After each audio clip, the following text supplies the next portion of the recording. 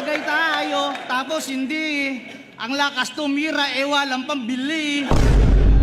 Ikaw nga, yung anak mo 5 taon, mag-aaral mag-rap, tapos ganyan yung mga tema. Siguro hanggat bata pa lang, mag-ipon ka na ng pampiyansa. Bata nga. Oo, pareho din kayo, Pedro, na mahilig sa kwentong barbero. Pero wag ka, kasi sikat na yan si Kokey. Lumabas na yan sa Probinsyano.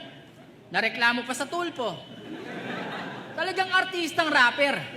Eh bakit wala ka sa Batang Quiapo kasama nila Smag? Eh mas mukha kang hold-upper. Alam niyo kung bakit siya inalis ni Coco Martin? Dahil sa kanyang kaadikan. Yung tent na pahingahan ng mga artista, ginawa niyang pwestuhan. O kaya siya naalis sa taping at di na pinagtagal. Kaya kung sa Batang Quiapo, si Coco si Tanggol, ikaw naman si Tanggal.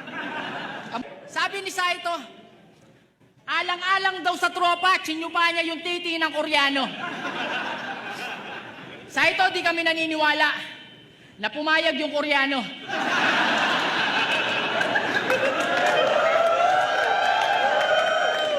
Yamaga. Ano yung pinagkakalat mo? Ikaw yung tupak ng Pinas? Tupak ng Pinas? Tanginan to, kapal na mukha, oh. Baka tulak na ungas. Tanginan mo, Jay.